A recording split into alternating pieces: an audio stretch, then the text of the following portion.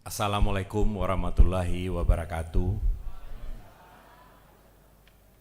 Yang kami hormati Pak Fasli Jalal, Presiden Minang Diaspora Network, dan jajarannya Pak Burmalis Ilyas. Tadi sudah disebutkan banyak sekali senior-senior tokoh penting yang ada di sini. Kita tidak perlu mengulangi lagi. Tapi yang ingin saya sampaikan adalah saya sangat berbahagia menjadi putra Minangkabau karena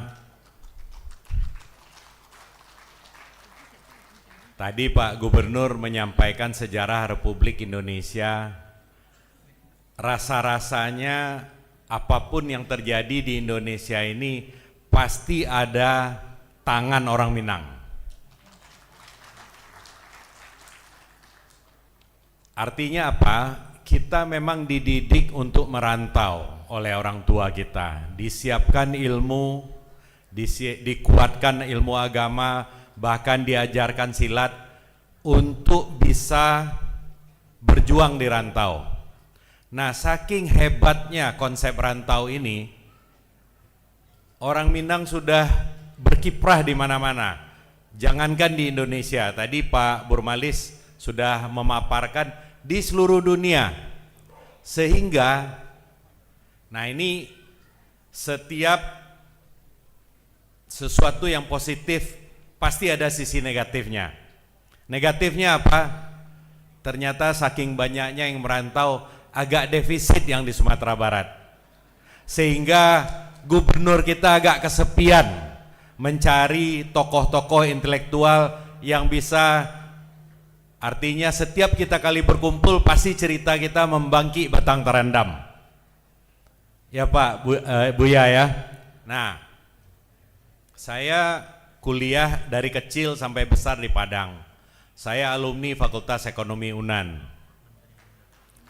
Kemudian saya bekerja di Kementerian Luar Negeri setelah bekerja di macam-macam pekerjaan, berbisnis, pernah kerja di bank juga, akhirnya terdampar di Kementerian Luar Negeri sebagai diplomat karir. Banyak sekali tokoh Minang di Kementerian Luar Negeri. Hari ini juga ada beberapa duta besar, baik yang masih aktif maupun yang sudah selesai. Pasti ingin melihat Sumatera Barat itu lebih maju dari kota-kota lainnya di Indonesia. Kenapa? Bukan kita mengedepankan etnis kita, karena kita sudah banyak kontribusi di mana-mana. Nah, selama ini yang mengalir baru uangnya saja. Remittance-nya sangat banyak mengalir ke Sumatera Barat. Itu sudah bagus, tetapi pepatah mengatakan jangan beri ikannya, berilah kailnya. Nah, ketika saya di karir saya dimanapun saya berada, terakhir duta besar di Vietnam, sering saya berdiskusi dengan Pak Gubernur, sering saya berdiskusi dengan Pak Fasli, dan banyak tokoh-tokoh kita di berbagai negara ingin bantu, tapi kita selalu bingung di mana kita masuknya. Karena sudah jelas Sumatera Barat sebagai bagian dari Indonesia, kita adalah negara berkembang. Yang namanya negara berkembang tidak bisa membangun dirinya sendiri. Kita butuh kolaborasi internasional, kita butuh investasi, kita butuh teknologi, kita butuh kerjasama pendidikan, dan ini dibuka melalui berbagai jaringan, baik yang resmi dari Kementerian Luar Negeri dengan 132 perwakilan RI di seluruh dunia, maupun melalui jaringan seperti Minang Diaspora Network ini. Tetapi selalu masalahnya, di mana kita masuknya?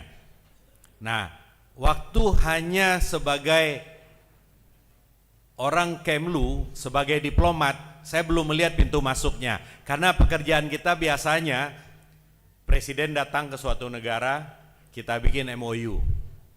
Kemudian MOU ditandatangan, selesai tugas kita sebagai diplomat. Sisanya dibawa oleh kementerian-kementerian, Pemda, dan lain-lain. Kita kehilangan jejak. Nah, itu rasa frustasi saya ketika menjadi duta besar. Saya nggak bisa menjangkau sampai ke bawah.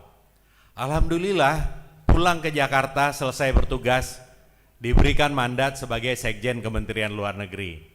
Nah, kalau begini, ini jaringannya tambah kuat nih. Kalau tadinya saya cuma di negara tertentu, sekarang bisa ke seluruh dunia dan bahkan bisa menggerakkan duta-duta besar yang ada, duta besar asing yang ada di Jakarta.